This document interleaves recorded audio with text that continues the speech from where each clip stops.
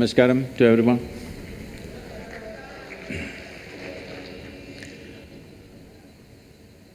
Well, why this Youth and Truth, how it came about? In the last 35 years that I've been active with people, this has been a constant refrain. Thousands of people ask me this question, Sadhguru, where were you when I was 20? You have come when I'm 60. If you had come when I was 20, I would have lived like this, I would have done this, I would have done that. I've been hearing this continuously, so I decided we'll step out and meet all those people who are below 25 in this country and also outside. That's why this Youth and Truth. This effort is… see, what we call as life essentially is a combination of certain amount of time and a certain amount of energy. Time is passing for all of us at the same pace. If we sit, it passes, if we stand, it passes, if we do something, it passes, if we laze around, it'll pass, awake, asleep, time is rolling for all of us. Only thing we can really manage is our energies. When you're youth, when you're in that segment of life which is called youth, you're at the peak of your energy. This is something most of the youth will not realize till it passes. That you're at the peak of your energy, life is not going to be the same way as years roll. So when this energy is at its peak, which is the only manageable part of our life, time is not manageable, it just rolls. This is the only manageable part of our life when it is raging at its peak. If we bring a certain level of clarity and balance in our life, this energy could become a phenomenal force in our life. This energy could become a possibility to unfold our genius. When I say our genius, every individual has a certain genius within them. Will they find the necessary atmosphere, necessary attitude, necessary situation within themselves and around themselves to unfold this or not is the only question. Unfortunately, I could be wrong with my percentages, but unfortunately I think not even 1% of the human population manage to really let their genius blossom in their life because they all get concerned with their livelihoods and other stuff. Very few people remain unconcerned and explore the possibility of what can be done at its peak within themselves and around themselves. So it is only 1%. My endeavor is in this generation, if we can raise this to 10%, we will have a brilliant world. We will have a phenomenal process happening in the world because after all, the nation, the world, the society are the products of human genius. Whether we live as a mediocre society or as a brilliant society is not decided by the masses on the street, but a few brilliant minds which come. If we increase the number and percentage of those brilliance, that brilliance to unfold in a society, that society will rage and flourish in a different way. In this culture, that's always been the focus. Always individual genius has been the focus because ultimately that is the determining factor. That is why we are in the universities, seeing how to assist you in this process, not just learning engineering or technology, but how to unfold the greatest technology that we already have, which is human mechanism. Thank you very much for having us here.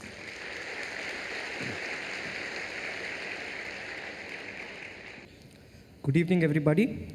I welcome you all here to the Youth and Truth program at IIT Bombay. First of all, I would like to thank Mohit Chauhan sir for his splendid performance. He has infused so much energy in the audience here. A round of applause for him. I would also like to thank Isha Samskriti and Sounds of Isha for their amazing display of raw talent. It has been mesmerizing. My name is Syed Saklin. I'm a PhD student, first year chemical engineering.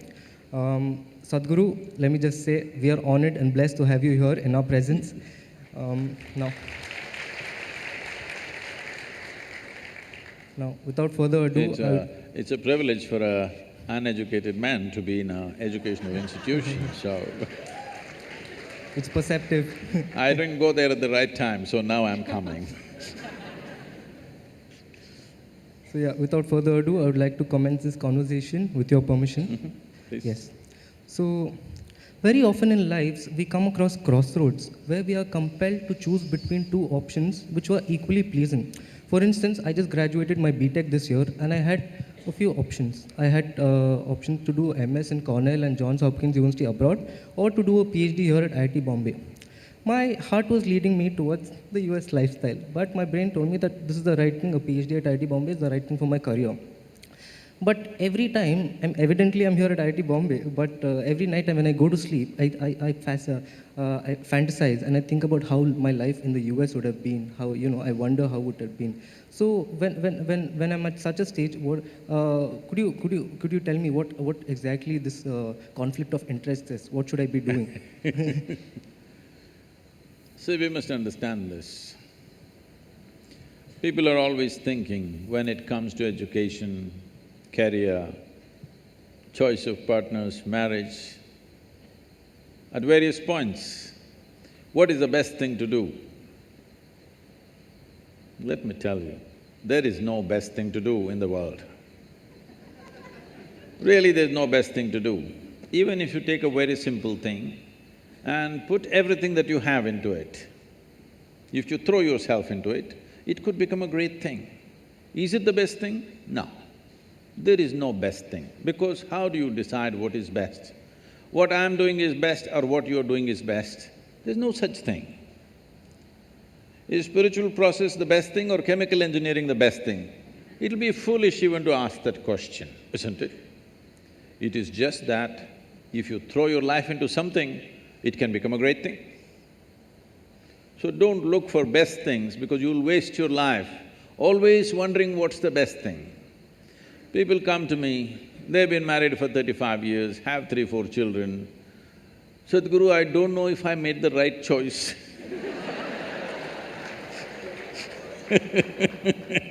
I said, well, it looks like you've not been thinking, you've been acting 4 children. So, till the end of your life, you can go on thinking, what is the best thing, what is the best thing? There is no best thing. Whatever we put our heart and soul into and do it, it's a great thing. It may be a simple thing in somebody else's eyes, but in our experience, it's a great thing, and that's what we should do.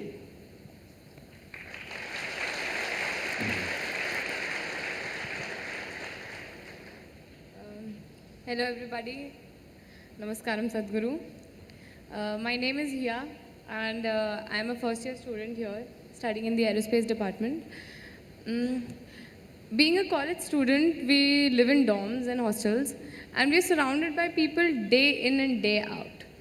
And with people comes opinions and ideas. So for instance, let's say I got up in the morning and I got ready for class and I'm about to leave and one of my friends joins me and she casually comments that your hair doesn't look very good today, like what's wrong with it?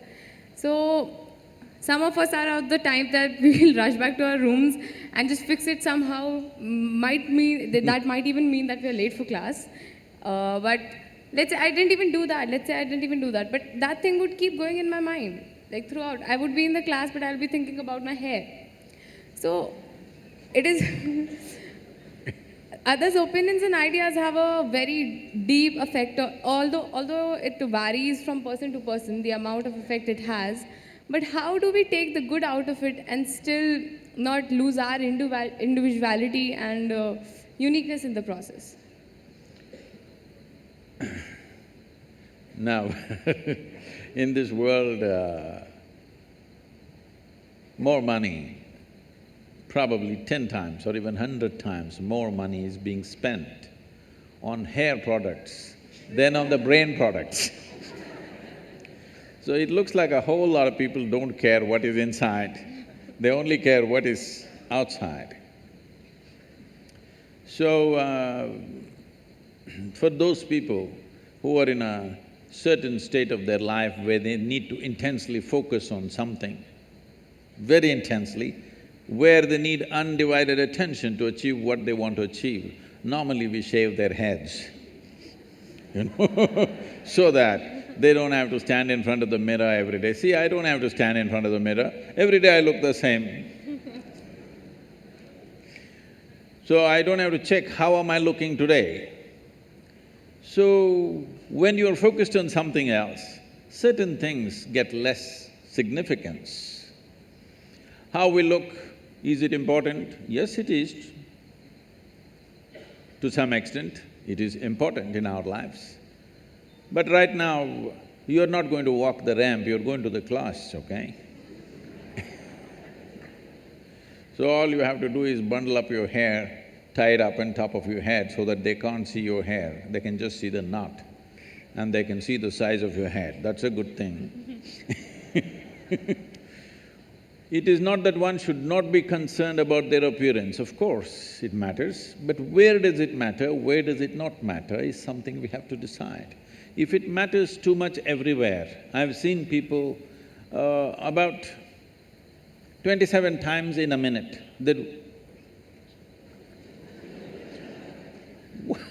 if you're adjusting your hair half the time in your life, what the hell are you going to do of any significance? I'm not saying you should not have hair, I'm not saying you should not keep it well, but if you are so concerned about your appearance, obviously you're a bit empty inside. There's some more stuff within you. You wouldn't be so concerned about your appearance. Taking care of our appearance to a certain extent is important. Well, if you're going into the films or you're a model or something, you have to take care of it much more, maybe. But for an engineer, if you're presentable, it's fine, huh? And so, it doesn't end at the appearances. It's about the general opinions of life and about ourselves. Let's say anything about us that they have, that people have, they somehow Whatever affect kind of us. opinions. Maybe behavioral traits, like somebody tells me, you speak very loudly, maybe. You speak very loudly all the time. Why do you do that? Maybe, I mean, it hasn't happened with me, I'm just giving an example. So, how do we take… like, I was it's a about very to tell you casual your trousers comment. are torn, but I didn't tell you. There was a time when I lived in denims, nothing but denims, okay? Only Levi's. And because of motorcycling and all kinds of things, they would get torn. We had to get it from United States, otherwise they were locally not available in 60s. So we used to patch it up, but now people are tearing it up and then wearing it. So obviously the message is you don't care a hoot what other people think about you. Let that come into every aspect of your life, you don't really care what other people saying about it. That's the idea, isn't it? The idea of tearing up a new pant and walking is, you don't really care, but that's not the truth with a whole lot of people. How is it torn? Your pant is torn better than mine. So we've gotten into this mess essentially because we have not delved into what this is. There is no profound experience of yourself. Who you are is a bundle of opinions that other people have given. If 10 people say you're good, you will become very good. It's like this. You went outside, somebody told you, oh, you are the most wonderful person on this planet. Then you are floating on cloud number what? 9. Only 9, huh? In Tamil Nadu, we do 11. So you're floating on cloud number whatever, and you came home, they told you who you really are, and suddenly it'll crash the cloud. Floating on a cloud is not a wise thing, you're bound to crash, isn't it? Hello? Floating on a cloud is not a safe thing to do, you are bound to crash. So, whatever this floating on cloud number whatever is not a good thing because somebody blows you up. I must tell you this. If you have to settle this within yourself, one important thing is, this happened to me in a certain way. My daughter started traveling with me when she was 3.5 months old alone. So I'm driving my little Maruti all over the country, this is the time when I'm building Isha Foundation, and my right leg is always heavy. So I keep one hand on this little baby and drive full on the highways going from town to town, various programs and stuff. So she grew up in many people's homes. Every week she's a new home. I made one rule to all of them, never teach the girl anything. You're not going to teach her ABC, you're not going to teach her 1, 2, 3, you're not going to teach her Mary had a little lamb, because I don't care whether Mary had a lamb or not. Nobody teach her anything. So, because nobody is teaching her anything, she's all eyes and ears. By the time she's 18 months, she's speaking 3 languages very fluently. Nobody taught her anything. I said, no rhymes, no 1, 2, 3, no ABC, nothing. She grew up like this and I wouldn't have sent her to school, but my schedules were crazy, plus no company of that age group around, she's the only girl. So I put her into school.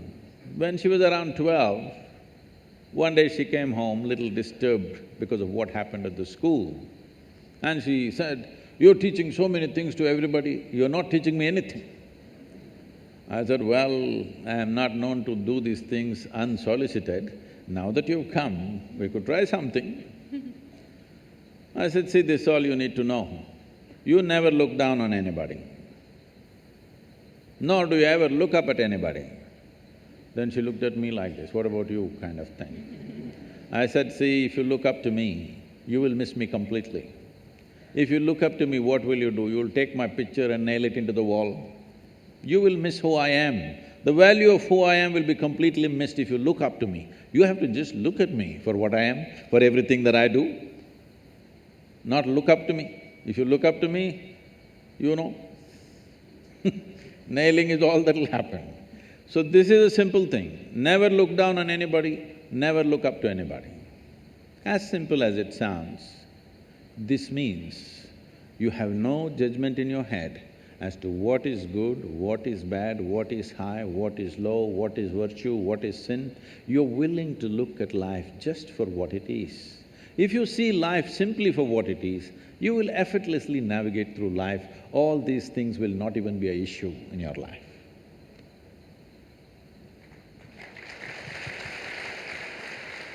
I am Gaganpreet Singh, pursuing Masters in Geoinformatics and Remote Sensing in CSRE department at IIT Bombay, sir. Sir,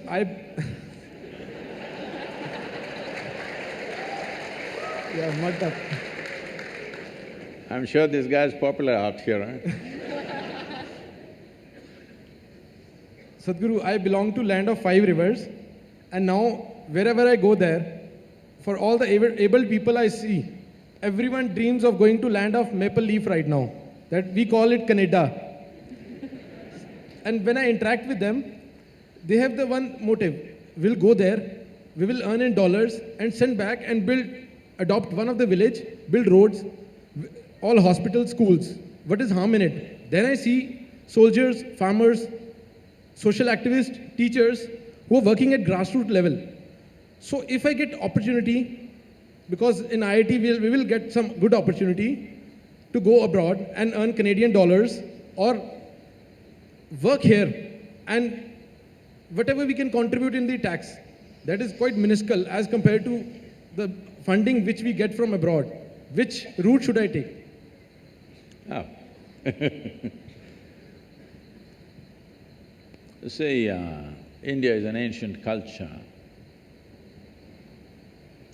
An ancient culture means there are many benefits because there is immense wisdom and there is also a heap of bullshit. To sift through this bull and get to the wisdom takes some effort. The 5 rivers are in a pathetic state. Yes. And the land has been ripped through completely. So naturally people want to go elsewhere and do the same, to another continent. Well, Punjab was an important part of the Green Revolution in this country. That's very wonderful. But at the same time, This green revolution became relevant in our country simply because we were in a desperate state.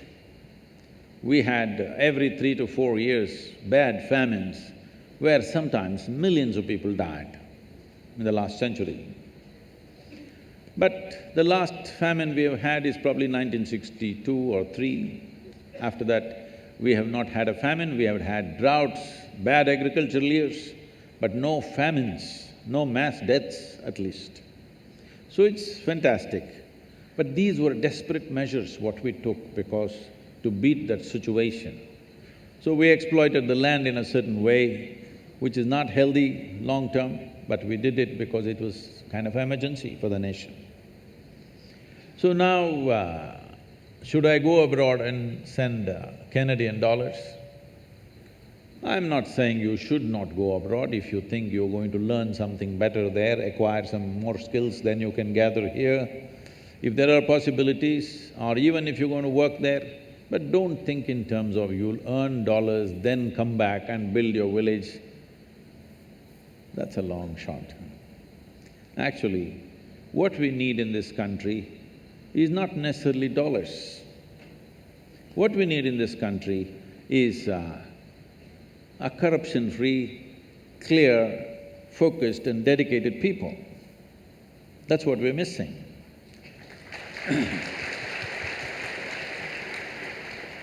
Money is there. We don't really need money from outside, really. It is just that we are constantly busy working against each other at so many levels, okay? Our energies are simply spent throwing things at each other all the time. If you don't understand what I'm saying, just turn on one of the English news channels and watch in the evening. How much energy is simply wasted, simply saying rubbish against each other endlessly.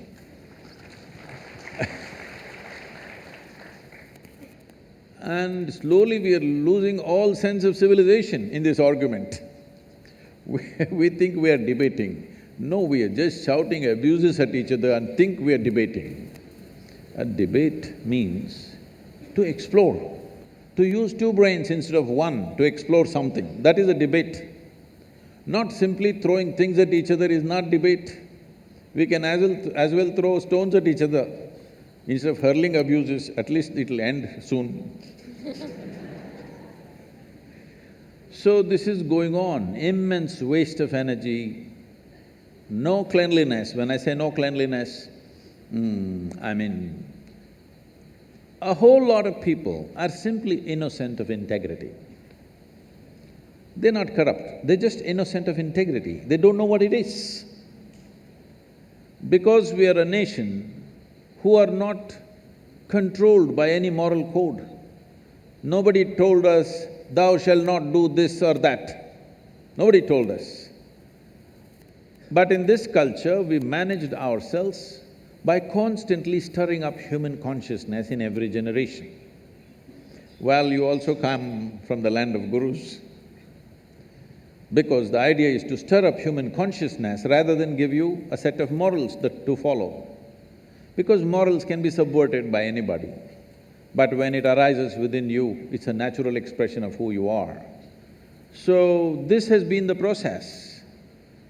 But over a period of time, because of invasions and occupations, this system of transmitting consciousness or invigorating human consciousness, those systems have largely collapsed. Today, anybody can read half a book, which is considered sacred, can become a guru and do whatever they want, all right? You have a lot of them in land of 5 rivers. Because this system has collapsed, people have not invested their life into knowing something. They're just reading half a book and trying to preach. Reading book and preaching was significant when everybody else was illiterate. Now that literacy has grown, you read a book and tell somebody it doesn't mean a damn thing, they can read it themselves. So this is going to become irrelevant even in a school and college in the coming years as technology develops. Reading a textbook and telling them what it is all about will become irrelevant in the next 10–15 years. So similarly, reading scriptures and telling people what it is has already become pretty irrelevant, because everybody can read and understand better than the preacher, most probably. So this process of what shall I do? Should I go there and send dollars? If you are going there to pursue something, it is fine. If you think there is some form of skill or education or knowledge or even a profession which is not available here, you want to go there, it is fine. But you are going there to make dollars and send it back, please don't waste your life like that. There is so much to be done here. If you have integrity, why I'm focusing on integrity is, this has been a scarce thing. I must tell you this. About 7–8 years ago, I was in the United States and somebody told me, Sadhguru, if you type the word spiritual on the net, every day over 100,000 people are typing the word spiritual. I said, is that so? That many people are typing the word spiritual? Because I never typed that word. I said, type it, let's see what comes. So on the Google, if you type spiritual, first thing that comes up is a spa in Mexico. Second thing that comes up is a call girl in Northern California. She has spiritual sex, spiritual whatever. She knows the SEO, you know. She's used spiritual in 25 different places in her website. So if you say spiritual, she comes up. Then I thought, this is a shame. For thousands of years, anything spiritual means people looked east towards India. So I said, let's open a platform as the spiritual gateway to the world, India. So all the spiritual, whatever nonsense you have, everybody put their official page on one platform. If they want to put more, they'll have to pay, but one page is free for everybody. If the world types out spiritual, this big site will come. And every form of spirituality is there, people can choose where they want to go. And we thought we will bring some kind of a standard, 3 things you must do, 3 things you must not do when people from outside the country come to you. So for the first time, I had never met any spiritual leader in the country. I had never seen them, I had never shared platforms with them, nor I had visited their ashrams. I never had time for those things, I was just busy with what I was doing. For the first time, I made an attempt to meet a lot of people. Well, I met many absolutely wonderful people who are doing great work. But it was also amazing to see that a whole lot of them are completely innocent of integrity. They just don't know what it is. Really, it's incredible. If I walk into an airport or a golf course, I meet better men who don't know anything about spirituality, but they're better men. Just to give you an example, I am walking in this ashram of theirs, somebody, a big man. As an organization, they're way bigger than us. So I am walking with him and then I see some nice trees in the ashram. Then I say, you really have some nice trees, big trees. He said, without looking at the trees, that's our Panchavati. I looked there were only 4 trees. Then I said, but there are only 4 trees there. I said, 4, 5, You know, this 4, 5 is all Maya. 4, he's just surprised that I'm actually counting 4. When he says 5, it's 5, 4 and 5 is all Maya, you know. There's only 0 and the infinite, in between all is Maya.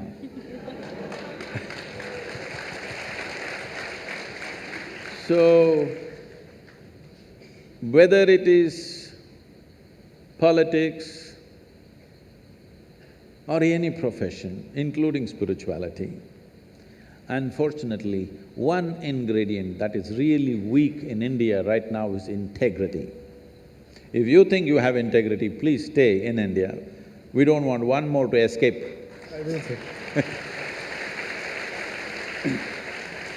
Sadhguru, I spend lots of time on my phone, ridiculous amounts of time. It helps me with my notes, it keeps me updated with my calendar and connected with the entire world. But the more we depend on it, the more it replaces our menial tasks.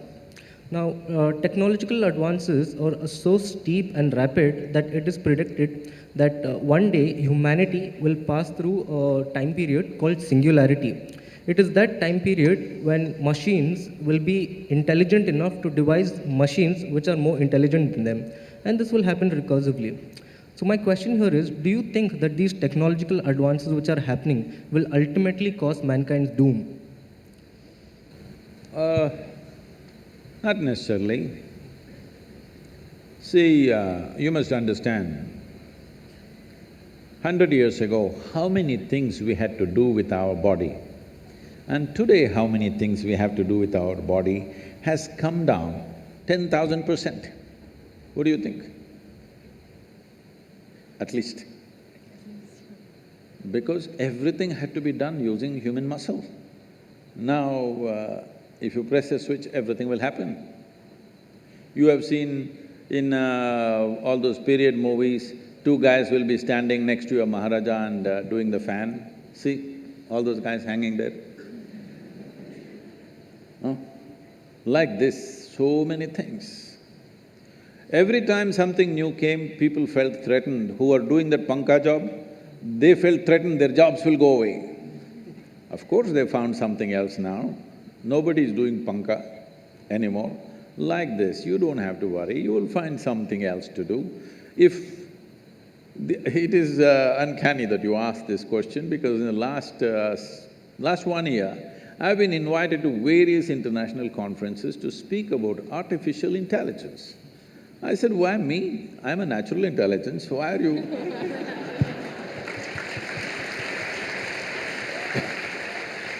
Why are you calling me to speak about artificial intelligence? Their whole thing is, these are all I'm talking about top-level people, scientists and others. Their whole thing is, Sadhguru, if this intelligence unfolds, if AI, they're calling it, we think Air India, but if this AI unfolds, we will all lose our jobs. I said, how fantastic, find an AI like that for me, so that I lose my job and I'll just live. Isn't it fantastic if all of us lose our jobs and we are on a holiday for the rest of our lives? Everything we have to do, if a machine does it, isn't it great that human beings can use their intelligence and time for creating something else altogether, rather than doing menial jobs on a daily basis? If I ask you to go right now and if I ask you to hold panka for me because there's no fan is not working, is it not a waste of your intelligence? Hello? Huh? Yes. It's good for me, but is it not a waste of your life in so many ways? So similarly, it's a waste of life right now that most people are thinking how to earn a living, how to earn a living. God damn it, even an earthworm is earning a living, a grasshopper is earning a living, a bird is earning a living, every other creature is earning a living. With such a big brain, what is a human being concerned about earning a living? It shouldn't even be a thing. But right now, human problem is, it's not about earning a living. You want to earn living like somebody else, then there is no end to your life. You want to earn a living for this life, there's really no problem. I want to live like you, now this is a problem. This is an endless pursuit. This is not going to end at any time. See, the most affluent nations, why does a human being seek affluence? Either an individual or a society. Why do we seek affluence? At the first level, it's a choice of nourishment, that you can eat whatever you want. That's the first step of earning money. The next step is a choice of lifestyles. Now countries like United States, you're only going to Canada, huh? Countries like United States have a choice of nourishment and a choice of lifestyles. But 70% of US population is on prescription medication. With such a choice of nourishment and lifestyles, they should have at least, if not the most conscious and wonderful, at least been the healthiest population on the planet, isn't it so? Their healthcare bill is $3 trillion. People estimate by 2030, their healthcare bill could be anywhere around $7 to $7.5 trillion. Already it is bigger than our economy. One thing that can sink that nation is the healthcare bill. So, just affluence is not going to help. So when artificial intelligence comes and does all the things that we want to do, that we are no more concerned about earning a living, every human being on this planet, their living is taken care of, I think human genius will unfold.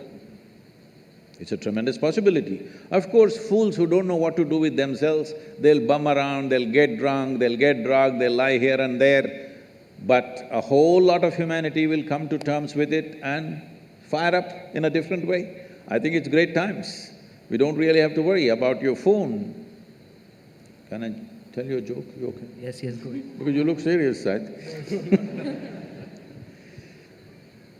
A man came into the office with half his face burnt out. Show me the other side of your face. Okay. So, his boss asked, "What happened to you? Why is your face burnt up like this?" No, I just took a call. I attended a call." I said, "What? You taking a telephone call will burn your face like this?" "No, I was ironing my clothes."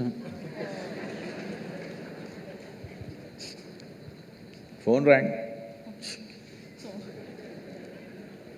So, right now the problem is not technology. Technology is a tremendous enabler.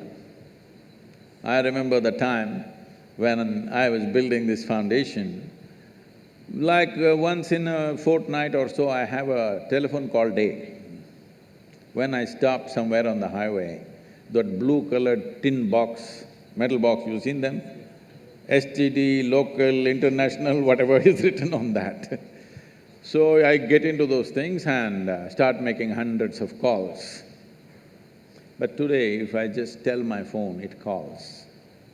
Oh, I'm glad technology is advancing, life has become so much easier and better, but some people don't know how to use it, they're always stuck to it. Many people are getting killed using the phones. So many people are getting killed. So the problem is not of technology, the problem is of compulsiveness. So many people are getting killed. See, it is still unfortunate there are so many children and people dying because of malnourishment. We have the highest malnourished population in the world. But more people on this planet die because they don't know when to stop eating. Yes, compulsiveness. Food is not the problem, isn't it? Hello? Is food good for us or no? Hello? Food is good for us, but if you don't know when to… if you start eating, you don't know when to stop eating, then it becomes a serious problem. The same goes for the phone. You start using it, but you don't know when to stop using. So the problem is not technology, the problem is not anything in our lives. Fundamentally, we are living an unconscious life. We are living a compulsive life. When you live compulsively, then everything is a problem. There's no one specific thing which is a problem, everything is a problem. All the great, wonderful things that come our way become serious problem in our life simply because we do it compulsively.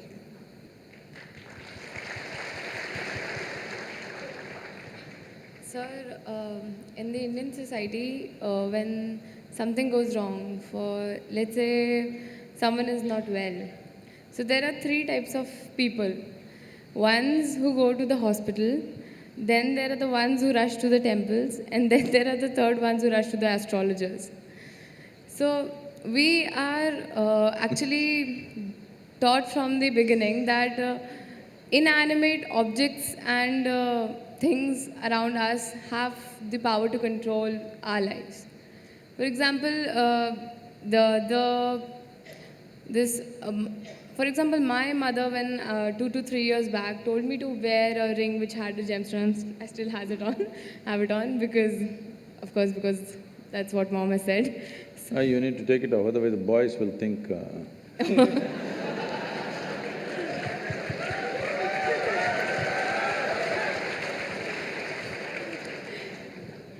But good luck, you keep it in the pocket. If it's on your finger, they will think you're…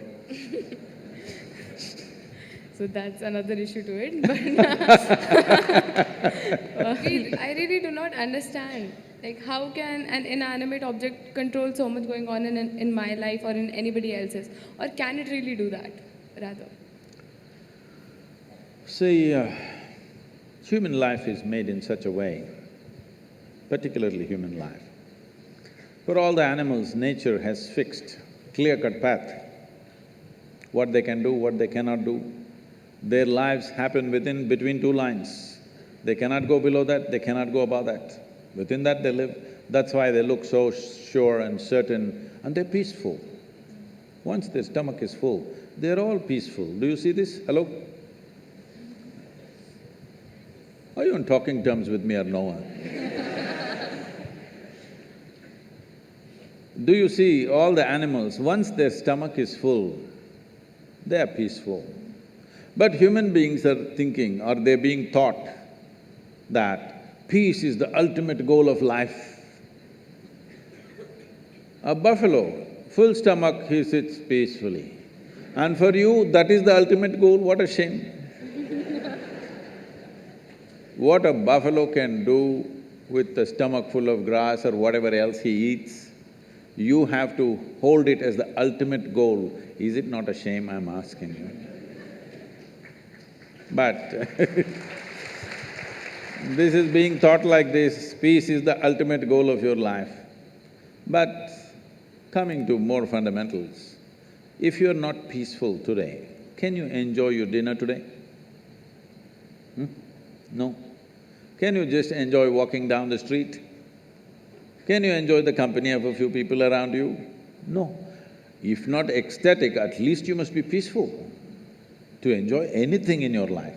So I'm asking, should it be the first step in your life or the last step in your life? Such people will only rest in peace. Now, do other things have influence on us, particularly inanimate objects? The gems and the diamonds and things like that, and also the planets. See, the nature of the planet has a certain influence on the life upon it. You will see on full moon days and new moon days, many animals behave in certain specific ways, simply because they're influenced by it. You know the whole ocean is rising. When ocean, which is millions and millions of tons of water, is able to rise, when 72% of your body is water, you think it won't rise at all? It does. So, I don't know if you're conscious of it, but in India, most people are, not only in India, in anywhere, wherever there are mental asylums and things, they are conscious of it. On full moon days and new moon days, people get exaggerated levels of disturbance in their minds. So people think new moon and full moon will cause madness. No, that's not the truth. If you're very loving, full moon day you will become more loving. If you're very joyful, on a full moon day you will become more joyful. If you're a little crazy, you'll get little more crazy. Whatever is your quality gets little hyped on that day. So those who are romantic, they want full moon day. Those who want to meditate, they want full moon day. Those who are a little mad, they don't want full moon day. Essentially, it's hyping things up a little bit. Of course, today there is another kind of textbook science which is going on, which doesn't observe anything except what happens in the laboratory. These people are going on saying, this is all rubbish, this, that. No, if you pay attention to your own body, you will know, without looking up, without looking at the calendar, you will know when is full moon day, when is new moon day, by yourself, simply if you pay sufficient attention to your own system, because it's visible in your system. Certain behavior is there. But with a human being, the problem is, or people seeing it a problem, any possibility, if you do not explore that possibility, in your eyes, it looks like a problem. What is a problem is always a possibility, isn't it? You don't like it? No, if you're not willing to say yes, no, something, you can at least say, what is a problem is always a possibility or no? What is a possibility? If you do not explore it, if you do not realize what is the possibility, it seems like a problem to you. So, do inanimate things have impact on you? Yes, if you allow it, because this is the human predicament that who you are is not determined by nature, it is left open for you. Left open for you means you are the only creature on this planet who's been given the freedom to shape your own life. Is it a small thing? This is a product of millions of years of evolution that today, after all these creatures from a single-celled animal, after these millions of forms, here we are sitting, this is the only creature which can shape its own life the way it wants. Every other creature has to live by the laws of nature. We can shape our own lives. It is this freedom that human beings are suffering. If you're suffering your bondage, it's all right. If you're suffering your freedom, you're a disaster, isn't it?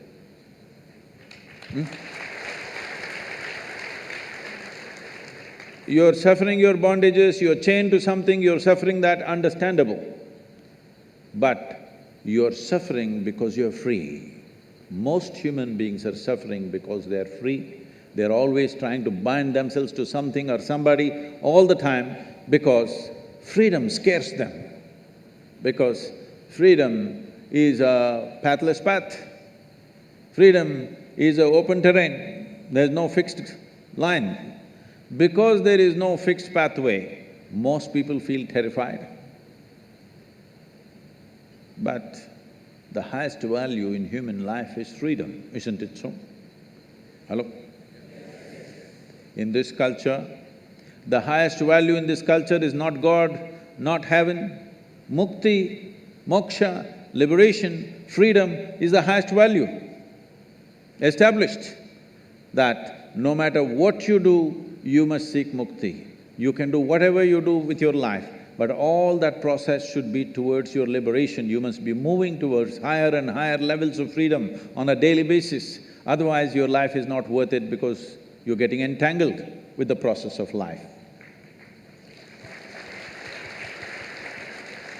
Even if you go to heaven, it's an entanglement. See, I'm sure before you joined IIT, you're still keeping Bombay, right? I see. Before you joined IIT, when you have written your whatever entrance tests and stuff, only thing is somehow I want to get in, because it's like heaven, entering heaven. No matter what, I want to get in, that's the only thing I want. After you get in, see how many problems.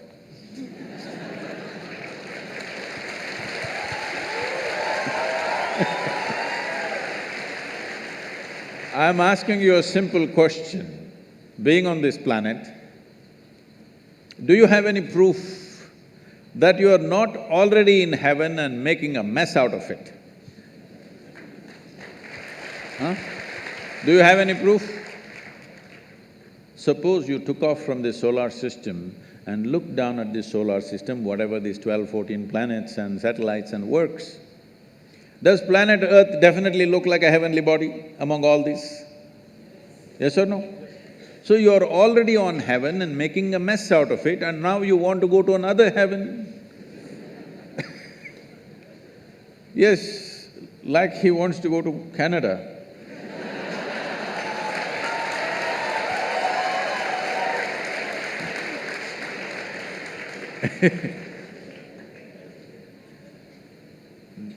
This culture does not value heaven, does not value God, values only freedom. We want to be even free from the creation and the creator. Mukti, moksha is the ultimate value because this is not a philosophical value, this is not a religious value, this is something every life is longing for. Only thing is, most human beings are short-sighted that they long for it in installments. See, whatever people are seeking right now, if they have nothing, they will say, if I get 100 rupees per day, Shiva, that's all I want, that's a prayer. 100 rupees fell. 100 rupees, fine, 3 days, 100 rupees, fine. Fourth day, only 100 rupees, Shiva. What's the problem with you? Are you so stingy? At least 1,000 rupees a day. Okay, 1,000 rupee note, is it in legal tender, 1,000 rupee note? Huh? No, okay, 2,000 rupees fell. I don't want to get into trouble with that. Where is 1,000 rupees falling for Sadhguru? Where does he have? No, 2,000 rupees fell. You asked for 1,000, 2,000 fell. Wonderful Shiva, fantastic. After 10 days, only 2,000 rupees. It doesn't matter how much it falls, something more, isn't it? This is not about money. People think it's about money. People think it's about wealth, power, pleasure, love, knowledge. No, these are all different currencies. Essentially, you're looking for expansion because you feel suffocated. If we keep you in the same place for too long, you feel suffocated, you want expansion, you want to be something more all the time. Yes or no? Always something more. If I make you the king of this planet, not just Canada, if I make you the king of this planet, will you settle with fulfillment? No, you will look at the other planets, you look at the new galaxies. So there is something within a human being which wants to expand limitlessly. That means it wants to be free, nothing else. Looking at this carefully, observing the nature of the life within, that it wants to expand in a limitless way, the only thing it is longing for is to become boundless. That means it's seeking freedom. That is why in this culture we established the highest value is mukti or moksha, which means liberation or freedom, not heaven, because heaven is just another place. Maybe little better accommodations, but same trouble after some time, isn't it?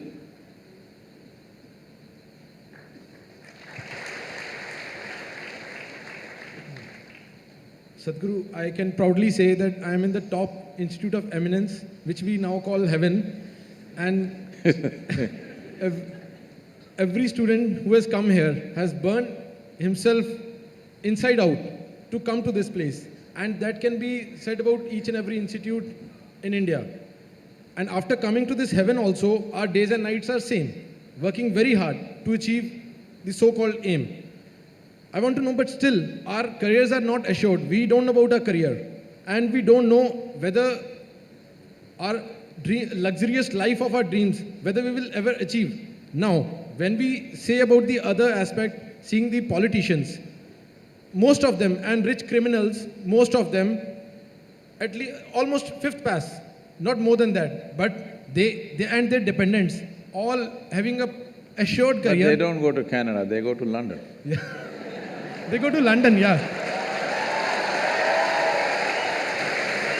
And citizenship of London is assured, and at the same time, they are having best of luxuries. So my point is, education and working day and night hard for it, is it worth for this society where we have poorer graduates and richer illiterates? Well, we must understand, literacy is on many different levels. ABC is one kind of literacy. On the street, there is another kind of literacy. In the political sphere, another kind of literacy. In the business world, another kind of literacy. So literacy is not just ABCD. That's a very simplistic way of looking at it. Somebody may not know ABC, but he is very literate with something else. And above all, you come to an Indian Institute of Technology, not for a luxurious life, because of thirst for knowledge, to know, to become competent, to be able to create something, to be able to create something in the world which has not been done till now.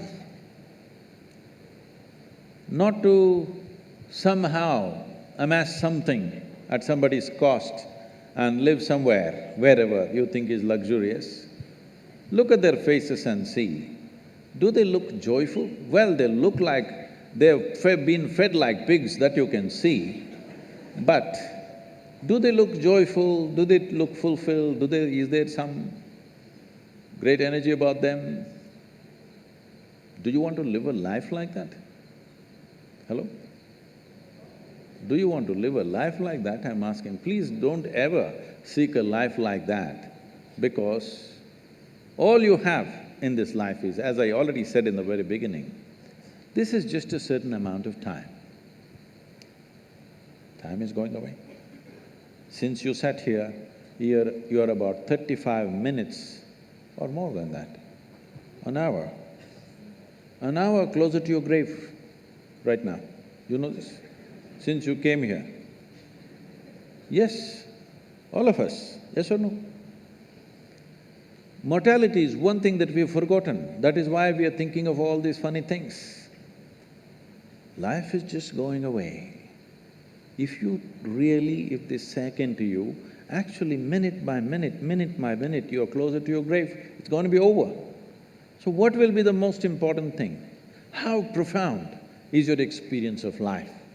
And when it comes to activity, how profoundly can you touch life around you? This is all that matters, isn't it? Your experience of life is profound.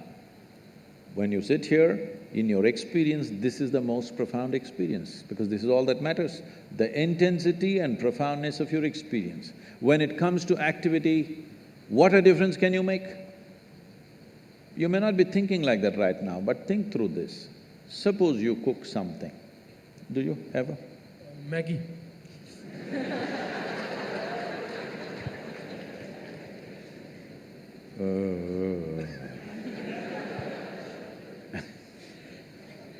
He's on MSG or something, huh?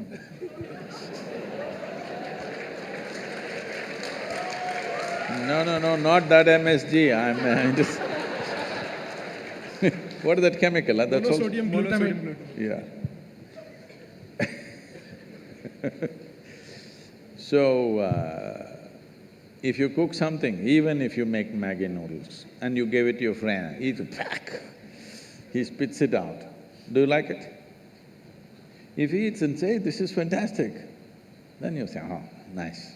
Because for even doing the 2-minute job, it's 2 minutes, right? The ad says it's 2 minutes, I don't know how long it takes, huh? That's a myth, it's not 2 minutes. Even for the 2-minute job, you want to touch that somebody's life. If that guy spat it out, that's the last time you're going to give him those noodles. That saves his life, that's another matter. So if you build something, let's say you built a hall, people look at this and say, "Oh my God, terrible," and nobody wants to come into this hall. You want to build such a hall? No, you want people to come and say, "Wow." Yes? You want to write a book that nobody reads? Huh? No? You want to make a movie that nobody wants to see? No. You want people to see and walk out with tears in their eyes? Yes or no? When you do something, you must understand this. Human activity is meaningful only in some way we touch another life. How many lives is the question? You heard of Richard Bach? No. As a generation, you never read Richard Bach? Nobody? Oh, I'm surprised. In our generation, there was nobody who did not read Richard Bach. Please look him up. Richard Bach wrote a book called Illusions, another one called Jonathan Livingstone's Seagull. It's all about flying, his entire life. I was supposed to fly with him 3 years ago, but at the age of 74, he was flying a small plane and he had an accident and broke some 16 bones in his body. So after that, he's not flying.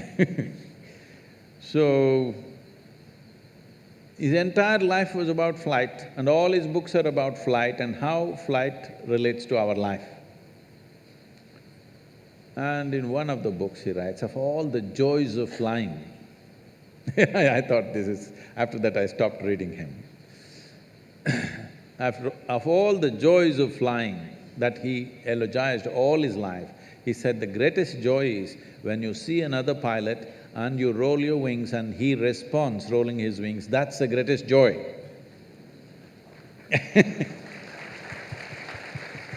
After living an absolutely adventurous life, this is the greatest joy, because touching another life always is like that. Whether it's music or dance or cooking or writing a book or building something, everything is because it touches another life, it matters, isn't it? A criminal does not touch other people's life like that. You have two ways to live. That is, people are joyful because you're here, or people will be joyful because you're gone. There are two ways to live. Please, what will you choose? First one. First one. People are joyful because you're here. Yes, Yes. that's good. So, about somebody is living better than us, I'm saying you should not even look how somebody is living, because it's a bloody brief life, believe me. Before you know what's happening, it'll be gone. You may not think so right now, you think you have a lot of time on your hands. But if you intensely get involved in something, before you know what is happening, life will be gone. Because it's such a brief life. Have you noticed on a particular day, if you're very intense and joyfully involved in something, 24 hours just pass off like a minute? Is it so? Another day you're a little depressed and looking around at everybody. That day, 24 hours feel like a eon. So time is a very relative experience. Only miserable people will have a long life, because in misery, time stretches itself. But if you're living an intense and exuberant life, poof, it'll be gone. 100 years will be gone like that. Shall I bless you with a long life? No. Even if you live to be 100, it should feel like you lived for 2 days. And that's how it will be. That is how it will be if you focus on creating something worthwhile. But if you're looking at other people, who is wearing better clothes, who is driving better car, whose house is better than mine, if you look at this, your life is ruined, because forever somebody will be wearing something better than you, somebody will be driving something better than you, somebody will be living in a better home than you. Yes or no? Forever you will become enslaved to that nonsense. Don't ever start your life like that. All of you, you're being empowered through education. You must think in terms of, what is it that I can create? What can I create in this life? Don't worry about how to earn a living with so much education and this many cerebral cells. You think earning a living is a problem when an earthworm does it?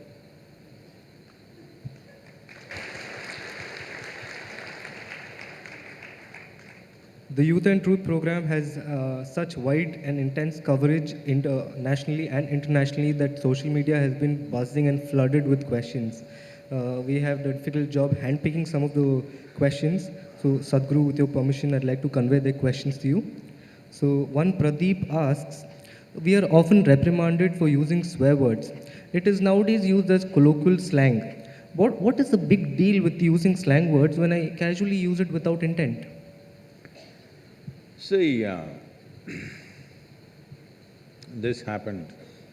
A nice Catholic girl got married and went. After 3 days, she called her mother and said, "Mama, I can't be here with this guy. All the time he's using 4-letter words." Then the mother asked, "What kind of 4-letter words is he using?" She said, "He's talking about cook, clean, wash, iron."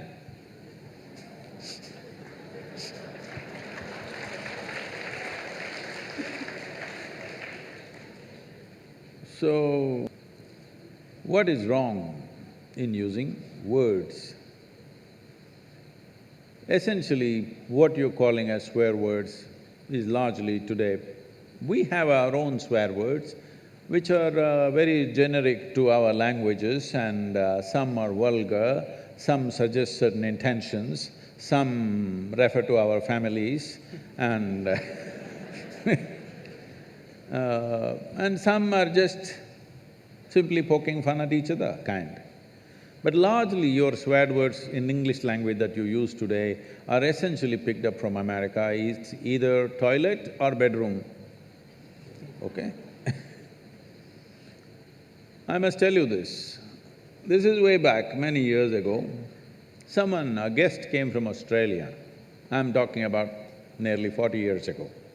A guest came from Australia and I'm supposed to take this person around in Mysore. You know, Mysore is a touristy place. You're from Bangalore, huh? It's a touristy place, there are many places to see, so I'm taking this person on my motorcycle. If I ride hard, I hear in my ears, shit. Then I think, what? If I brake, shit. They see something beautiful, shit.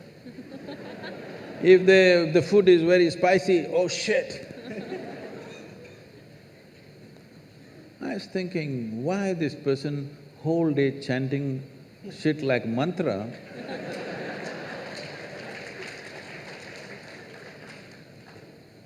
I thought maybe constipated, trying to invoke. Because what should be done in the morning, whole day, why are you dragging it through the day, you know? Then I observed, they're getting angry, shit, and they become little calm. Oh, then I thought, oh, it's working for them, I should not disturb this, because I don't believe in disturbing anything that's working for anybody. If it's working, let's leave it. So I just thought through this. See, we have looked at the whole science of uttering sounds in a powerful manner, what it can do to your consciousness, what it can do to your body, what it can do to invigorate your energy, many aspects of this. And then we say, Shiva. With the necessary preparation, if I make you utter this one sound, you don't have to believe in any god or anything, just the sound. It'll blow your brains out. I can show you this. Then I thought, shit, Shiv. Oh, we arrived at it scientifically, they somehow got it.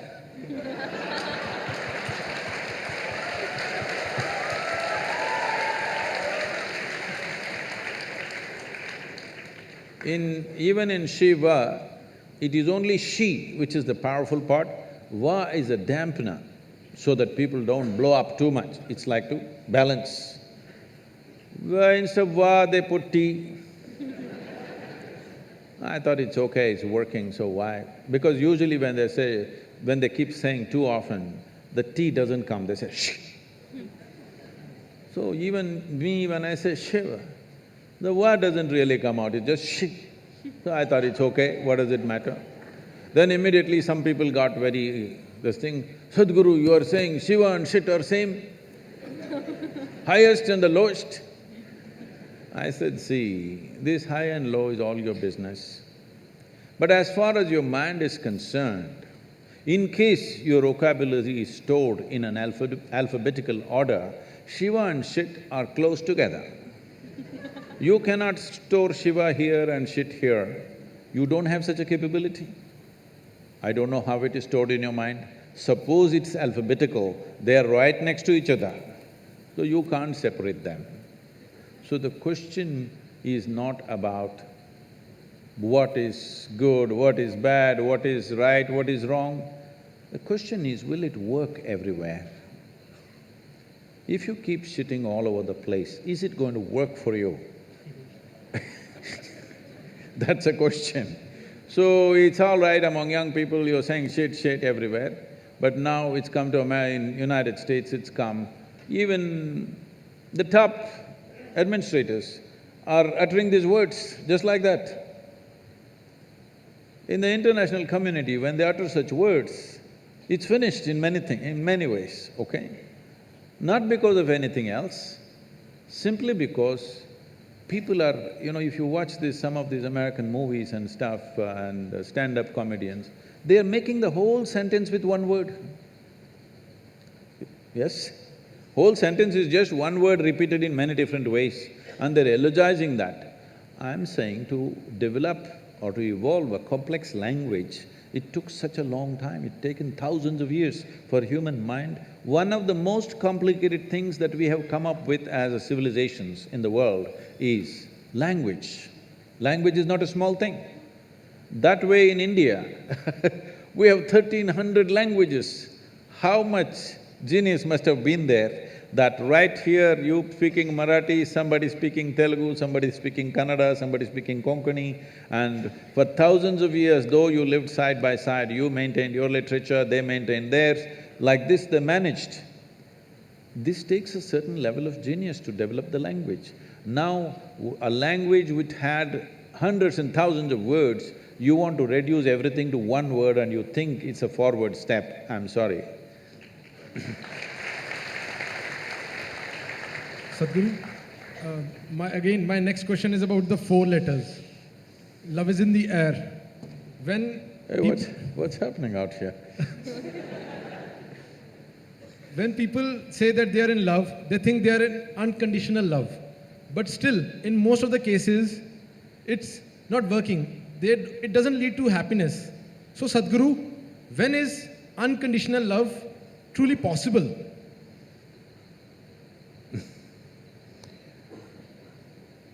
When you say love, your experience of love means you feel certain sweetness of emotion within yourself. Either by looking at this person or this person or this person, we don't know who stimulates this in you. It doesn't matter who helped you, but essentially it happened within you, isn't it? Yes? Did it happen only within you or was it in the air? I'm trying to clear this air. Combination of both.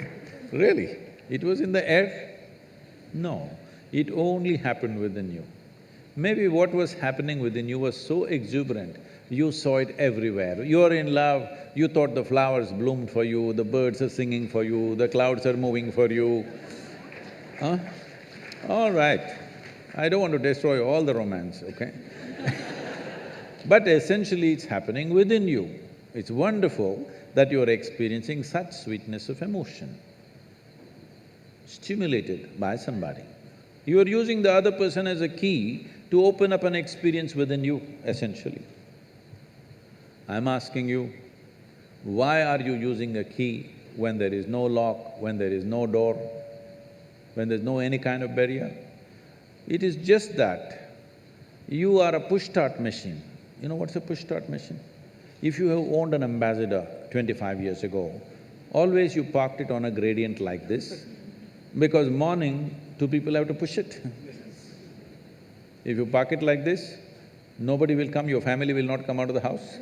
If it's like this, somebody will come and push it. Now all the cars are self-start, many of them remote start. What does it mean? Technological upgradation. You are an institute of technology, all right? I'm asking, would you like to upgrade your technology that you are on self-start? If you wake up in the morning, you are overflowing with joy and love and exuberance by yourself. You don't need anybody to stimulate you. Would you like to be a self-start machine? Then you must come to me, huh? Whoever is right now doing the love in the air, it's fine with them, you don't have to tell them anything, you say, all right, it's okay. But it's very important you're a self-start machine, otherwise, after some time, you try to extract happiness from the other person. That is when these love affairs become tedious and horrible, because you're trying to extract happiness from the other person. No, life should be like this. When it comes to joy, when it comes to love, when it comes to exuberance of life, you must be the source of this, isn't it?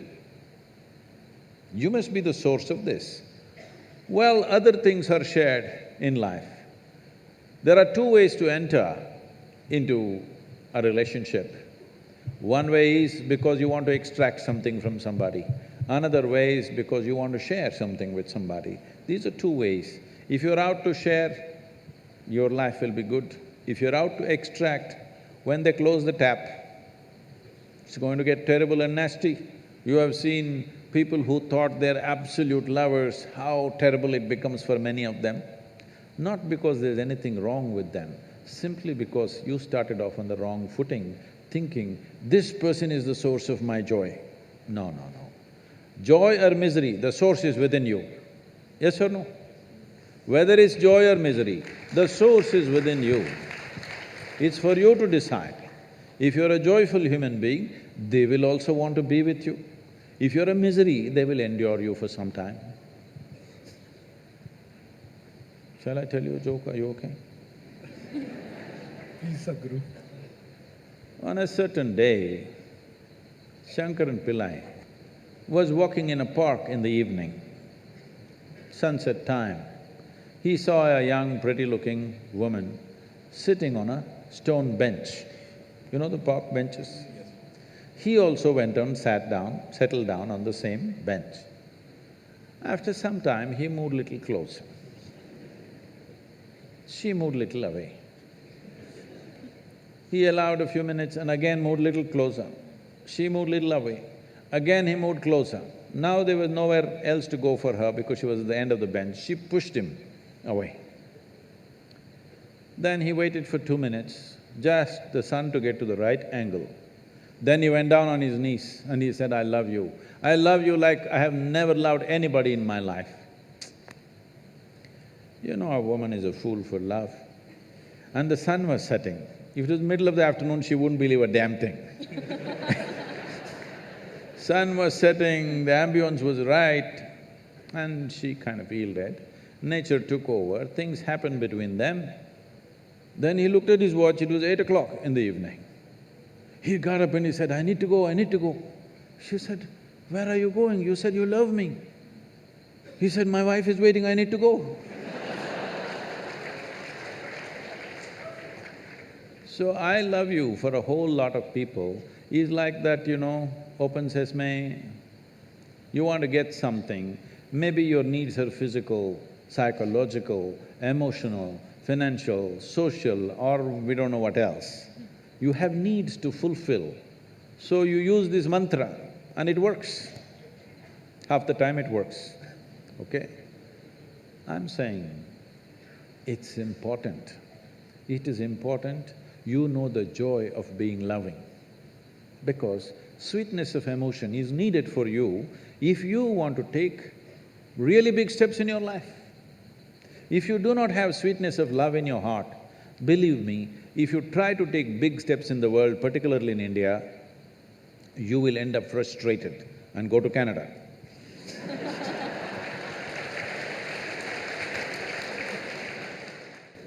In Canada, you meet only moose in most of the countries, so it's okay.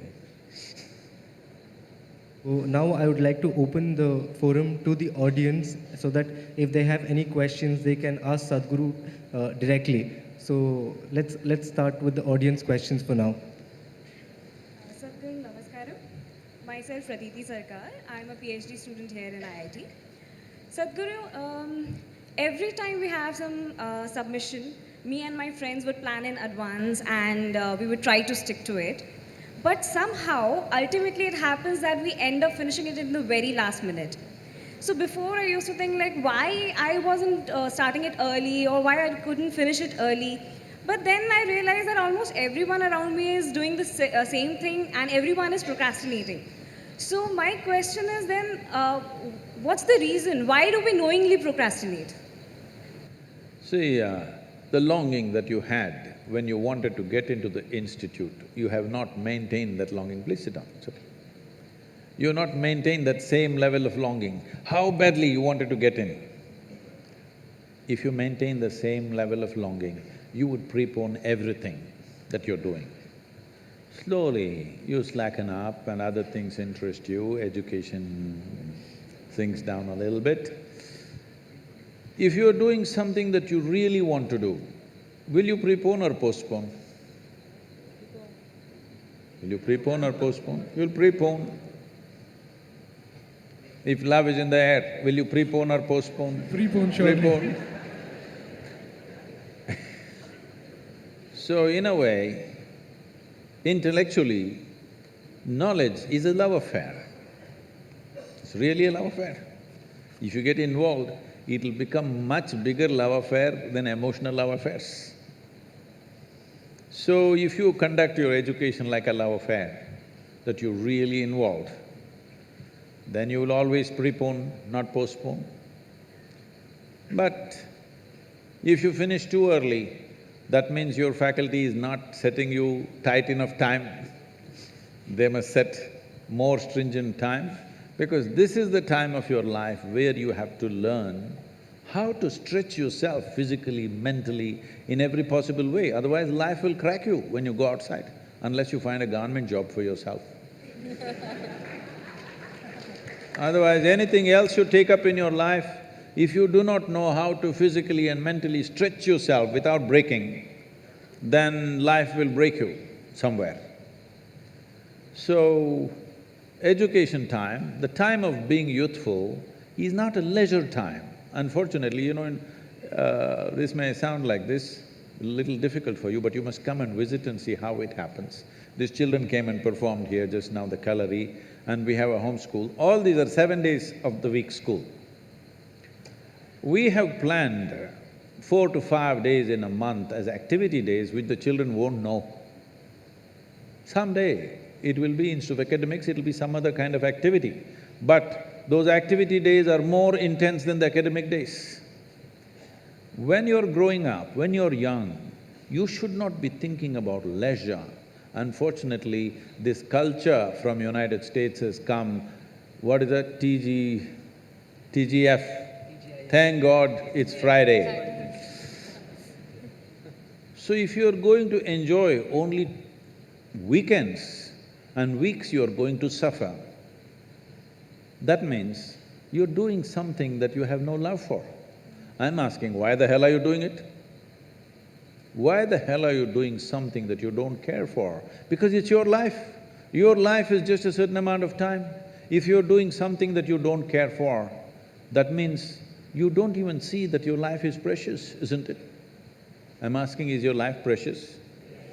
If it's precious, you must invest it in what truly matters to you. If you invest it in what truly matters to you, you will always prepone, not postpone. You're also TGIF?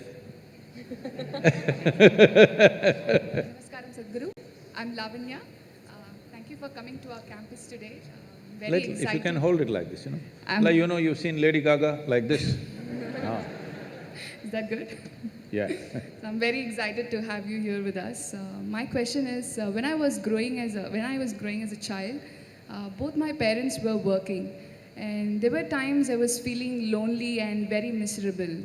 Although my parents did give their part of comfort to me, there were times I was feeling lonely on the inside. And what can our future parents, or what can we do to our kids to not feel the same way? Thank you. Well, in India, this is the first generation where women have stepped out to work professionally. Otherwise, because we were largely an agricultural community, women worked, but in and around the house. And if they went somewhere to the field, they took their children and went. So always, like you see ducks and chicken, if the hen goes, behind that the chicks run, like that children were always running behind women. So she was always doing her work and still managing and tending to them, and there was a certain cohesiveness to that. But today women are going to the office or to the factory or to some other business, so they can't take their children there. This is the first generation of women who've stepped out. So in the society, we still don't have arrangements, proper arrangements, where children can be properly tended to. That system, that facility and that arrangement has simply not happened in the society yet. I hope it happens quickly because it's very important. It doesn't matter whether it's a biological parent or somebody else, but children need a loving, caring atmosphere. It's very important. Just putting nourishment into their stomach is not the only thing. They need some attending to. Somebody should smile at them, somebody should laugh at them, somebody should do something with them, play with them. This is very needed, otherwise children will grow up a little sick in their head.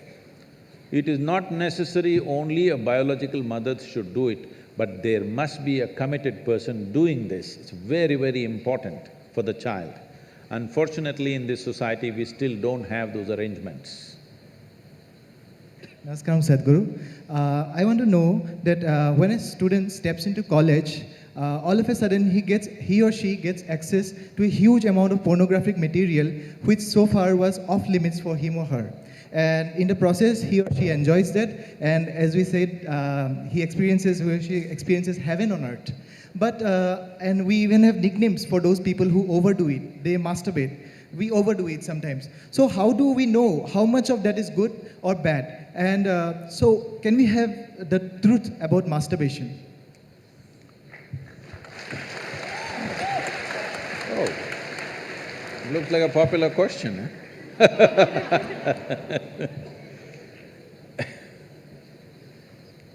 See, we have a biology, we cannot put it under the carpet, it's there. It's best we address it for what it is. But right now the problem in the world is, because certain religious institutions in the world took this attitude that the very biology of the human being is wrong, because of this, culture started hiding it under the carpet. Well, in this culture we never had it, but after the British came and left, we became more prudish than the British. But before that, if you look at our temples, all the outside temple art is all pornographic, if that's what you want to call it. But we don't call it pornographic, we are only talking about the various dimensions of human biology. Because we don't see it as wrong, but we see it as the periphery of life. If you stay there only, you will stay on the physical dimension forever, you will not explore anything else. So in the temple, always it's the periphery. You are supposed to look at that and understand it's the periphery of life and try to make an attempt to go deeper, but at the same time not to be in denial of it. Not to glorify it or not to be in denial of it is the most important thing. But in your college, watching these things on the whatever, your internet or whatever, people tell me that somebody told me, I don't know if these percentages are correct. When I was asking, what is the content? I was trying to understand the internet and its content. What is the real content on the internet? They're telling me, you should know, they're telling me 70% of the content on the internet is pornography. Is it so? Is it so? You must be the expert.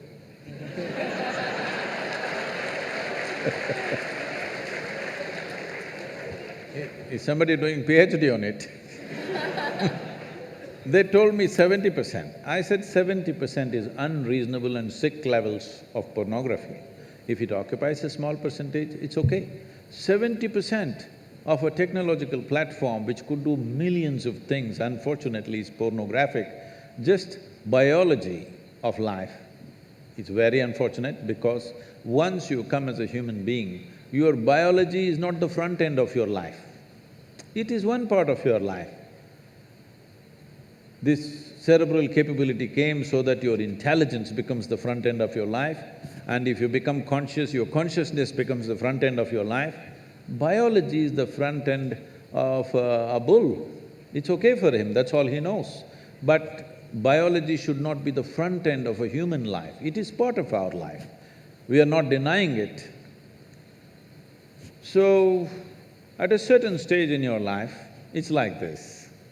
A 95-year-old man went for a medical checkup with his doctor. The doctor did a thorough checkup and said, "Hey, old boy, you're doing great for 95, no problem with you." Then the old man asked, "Doctor, but what about my sex life?" Then the doctor looked at him and asked, "Thinking about it or talking about it?"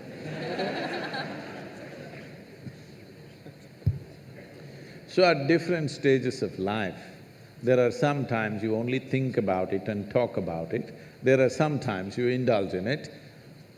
These are passing phases of life. How much of it is needed for you, you are the best judge. But at the same time, you came here not to explore your biology. At least you should have gone to MSc in biology.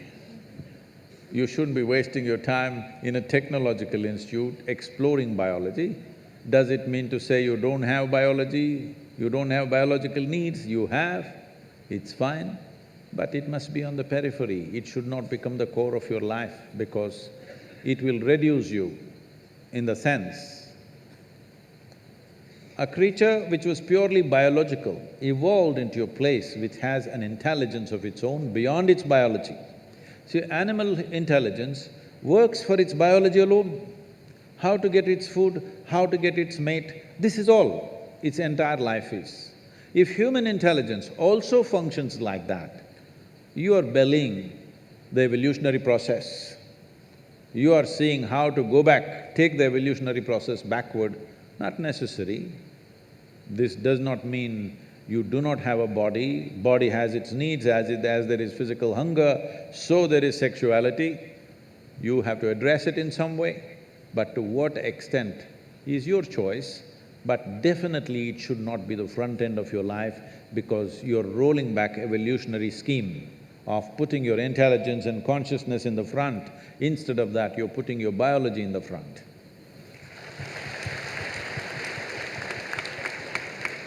Sadhguru, I've been watching your videos and they have really changed me a lot. So today, sir, Sadhguru, I'm a guitar player and I'm doing engineering. I'm in second year. So often, obviously my Indian parents want me to have a steady life. So they sent me to an engineering college, get settled, but they even support me for guitar. But both are getting so hectic for me, I can't keep my focus on one thing. When I'm studying, I think about guitar and all the players and music. And similarly, when I'm playing, I think about other things. And even social circles and all. I don't have a steady mind. And I can't focus at one thing. Even if I try a lot. Even mobile is a very big distraction, apparently. So how do I focus on one thing at a time? Oh. I fear that if I give too much time to one thing, I might lose or lack in other things. See, human mind… Do I have a few minutes to answer this question? Yes. See, the nature of human intelligence is such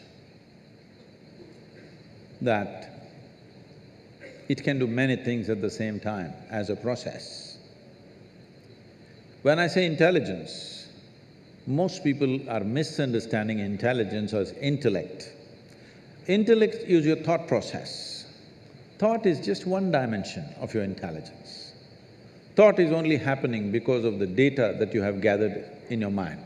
You cannot think about anything for which you have no data, isn't it so? Isn't it so? Isn't it so? Yes. You're getting sleepy? Because usually we put children to sleep at 8. So, human intelligence is made like this. In the yogic way of looking at life, we look at human intelligence as 16 parts. Out of these 16 parts, we can, for the sake of understanding, we can see it as 4 segments. These 4 segments are buddhi, ahankara, manas and chitta. Buddhi means the intellect. Intellect, when it comes to your intellect, would you like a sharp intellect or a dull intellect? You must choose, I'm going to bless you right now. Sharp intellect. So obviously, intellect is a cutting instrument. It's like a knife, it's a scalpel. It's good for cutting. If you want to dissect something, you need a good, sharp intellect. But suppose you want to sew something, all you have is a knife. If you sew with a knife, you know what'll happen?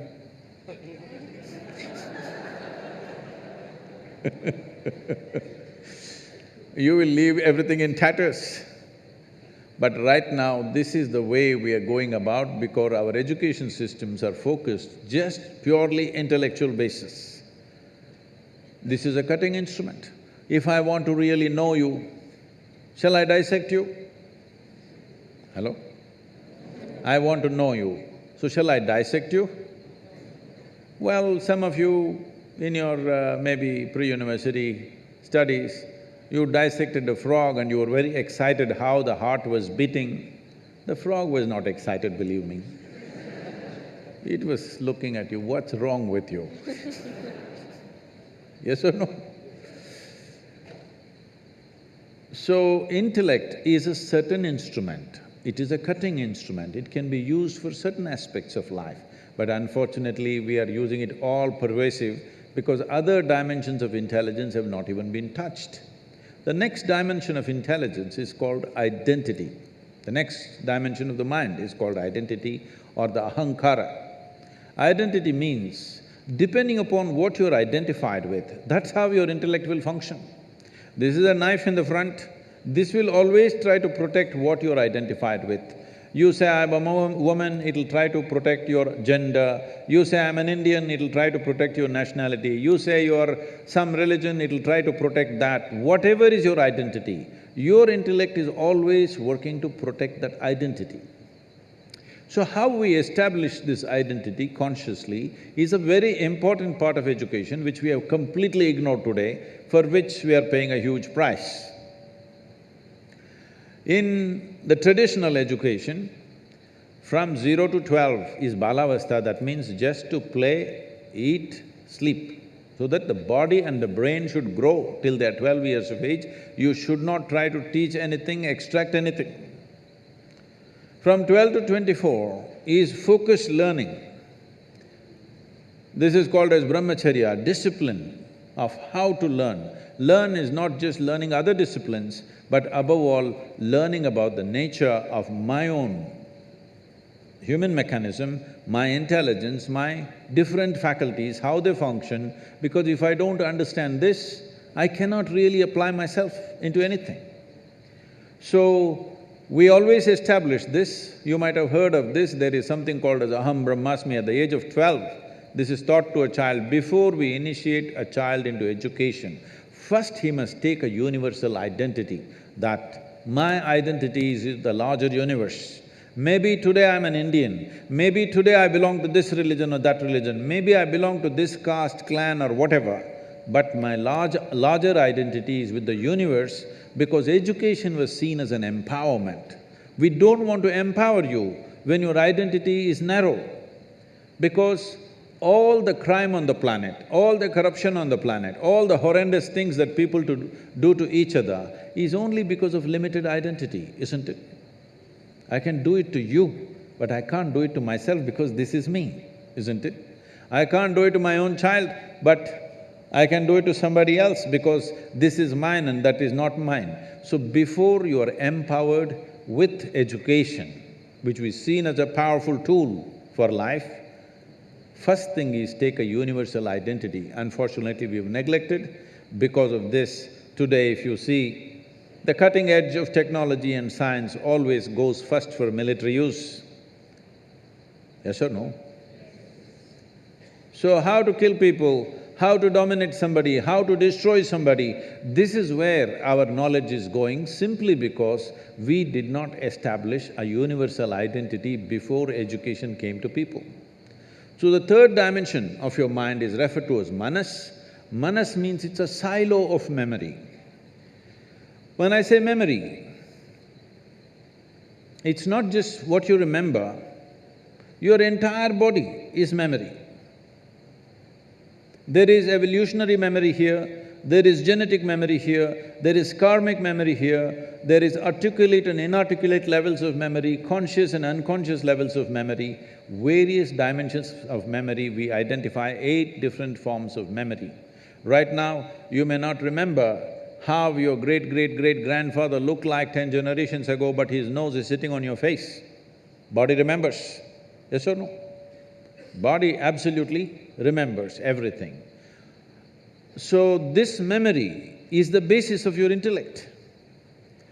If we take away the memory or de-link the memory from your intellect will become without activity. This is one important dimension of yoga that we understood, that if we… See, if you want to continue the knife analogy, the intellect is like a knife. The hand that holds the knife is identity. Knife is useful or dangerous depending upon not on the knife's quality, but the hand which holds it, isn't it? If you're identified one way, this knife will poke you. If you're identified in a different way, this knife can save your life. So the same knife every day saves lives and sometimes takes lives, depending upon who holds it or which hand holds it. So we de-link the manas with the intellect. Now, intellect simply there, without intention. So essentially, yoga means this, to build an intensity within you without intent. Right now, I want to become an engineer, I want to become rich, I want to make money, I want to be this, I want to be that. You become goal-oriented. This is the fundamental flaw in the education system. We become goal-oriented. Because we want to get there, we are doing all this. We are like circus monkeys. Circus monkeys are like this. You show a banana and say, you do all those tricks, I'll give you a banana. So it will do all the tricks, banana. No banana, you will simply sit there. So, once you become human, you should not behave like a circus monkey. It is not because of a carrot and stick that you're driving yourself, because you're seeing that what you're doing is of some consequence to you and to the world around you. That's why the action. So if you de-link the knife and the hand and the silo of memory, then your intellect will shine with sharpness. It will not be rusted with memory, it will shine with sharpness. See, it's like this.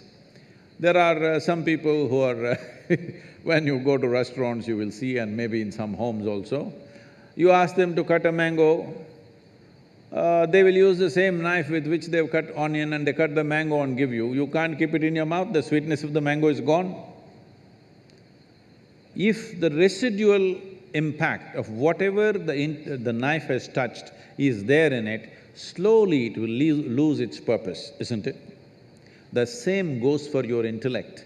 If the memory sticks to your intellect, after some time, it'll become a useless intellect because it becomes a highly prejudiced intellect. So, the entire yogic system is about this, to dissolve your identity and simply sit here so that your intellect will shine like a razor without any intent.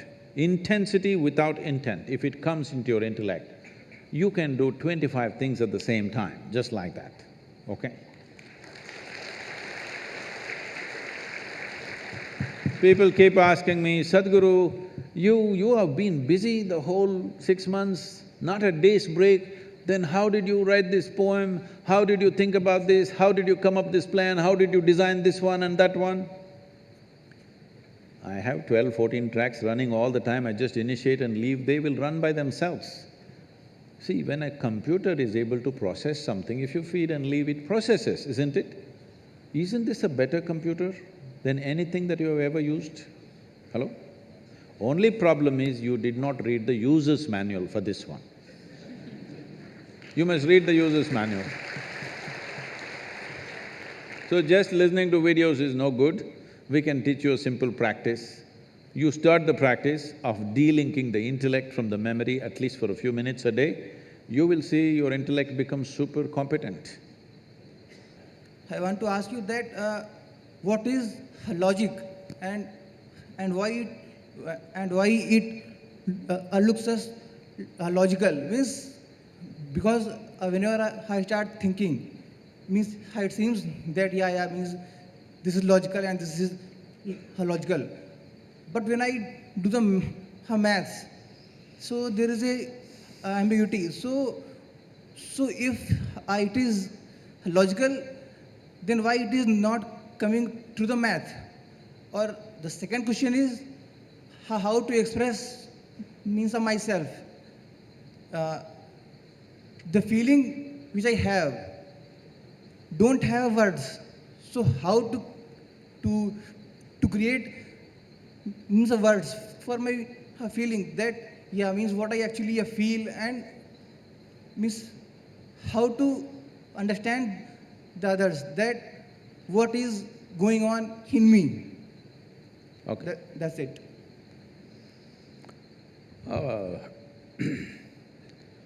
See, whether somebody else understands what's happening within me or not is not the issue. Whether I perceive what's happening within me or not is the main issue. Whether this person understands me or not is his problem. The question is, what's happening within me, is it clear to me? This is the important thing. If it's clear to me, whether I find words for it or not, doesn't matter. About logical and illogical and the mathematic, even the mathematics is only logical to a certain point. That is why they came up with calculus. It's quite illogical. Yes or no? So because they want to explore dimensions of existence which don't all fall into simple logic, that is why we came up with mathematics or the type of mathematics that we are doing right now, which is not really logically correct, but it articulates certain aspects of the existence. So, instead of worrying about what is logical, what is illogical, life is absolutely illogical. Material is logical. So only handling material aspects of life, we have to be perfectly logical. When it comes to other dimensions of life, it's not logical. And in fact, all the most beautiful aspects of your life are not logical. If you try to logically find expression to every dimension of your life, you will feel silly. Suppose you fall in love with somebody and you write it in prose, you will look stupid. But you write in poetry, suddenly it's beautiful, because poetry allows illogical expression, prose does not allow illogical expression. So you cannot do illogic in arithmetic or geometry, but trigonometry is there, illogical. So, in every sphere of life, people have understood that logic has its limits and they have found ways to explore life through means which are not necessarily 100% logical. Your logic fits into this life perfectly well, but don't try to fit the life into logic, it doesn't fit. Thanks for giving me this opportunity. I want to ask that when we are roaming on the street, even the dog also not happy and we are also not happy. Please hold this little closer to you, yeah. It's quite safe. Mother Nature gives us a brain, but we are responsible for everything, to take care of plant, birds, but we are not taking care, even we are not happy for ourselves and not we are keeping happy to the Mother Nature. So what we have done for our life means it's our responsibility. Mother Nature give to a responsibility to a human, to us, to take care of everything. But we are not taking care and not even we are happy. Okay. Thank you. I don't know where you saw an unhappy dog, it must be a Mumbai dog.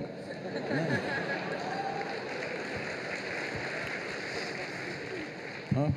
Must be a Mumbai street dog, where too many vehicles and things are moving around. Poor guy, he's just surviving day to day.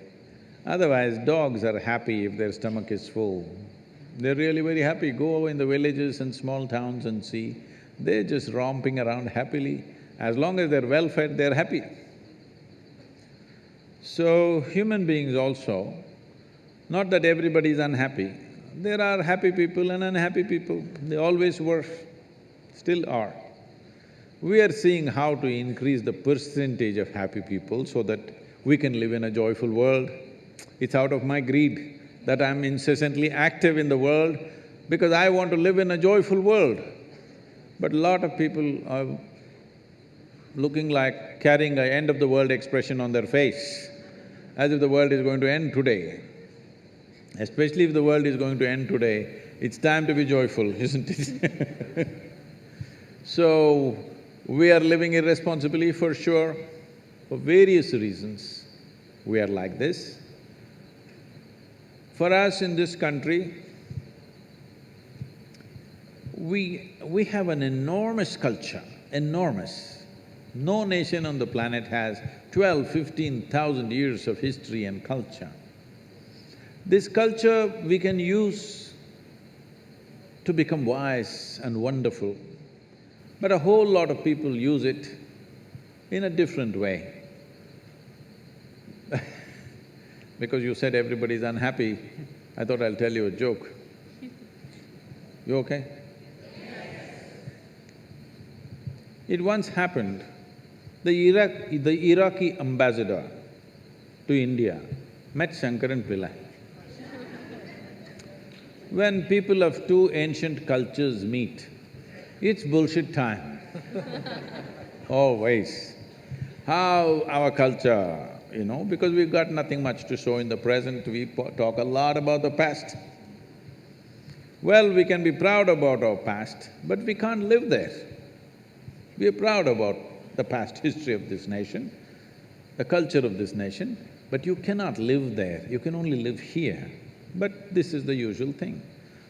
So the Mesopotamian culture, big. So the Iraqi ambassador started off and he said, our culture is so great that we have excavated sites in Iraq where the site is over 2,500 years ago, 2,500-year-old sites, and we found copper wires. It proves that we had telegraph 2,500 years ago. Shankaran will say, that is nothing. We have excavated sites which are 5,000 to 7,000 years old, and we found nothing. That means we had wireless.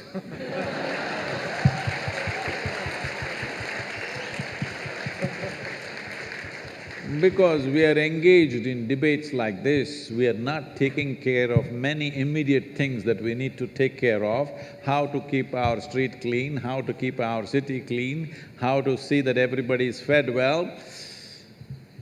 We are not taking care of this because we are little in the wireless state. Thank you very much. So being in a premier technological institute like this, which hundreds of thousands students want to get into this institution and barely a couple of hundred or 300 or 400 people are getting in, is it? Yes. So, getting into a coveted place like that, where even internationally, the institution is recognized as one of the premier institutions, not just in India. So when you're in a place like this, it's my wish and my blessing that you must really acquire knowledge, and knowledge is no good unless it is dispensed with love and compassion in the world. Just pure knowledge without love and compassion, without involvement in life around us, can become a very cruel force. Technology is the best thing that's happened to us and the worst thing that's ever happened to us, unfortunately. You have to make sure that technology is the best thing that's happened to us in the coming generation. The previous generations, all of us, have used technology in a negative way. Yes, we've made bombs, we've made pollution, we've made terrible things. It's for you to create a wonderful world with the knowledge that you're garnering here. Being here in this premier institution, do not forget, so many would like to be here, but you're here. Please make use of this and create something really fabulous for this world. Thank you very much.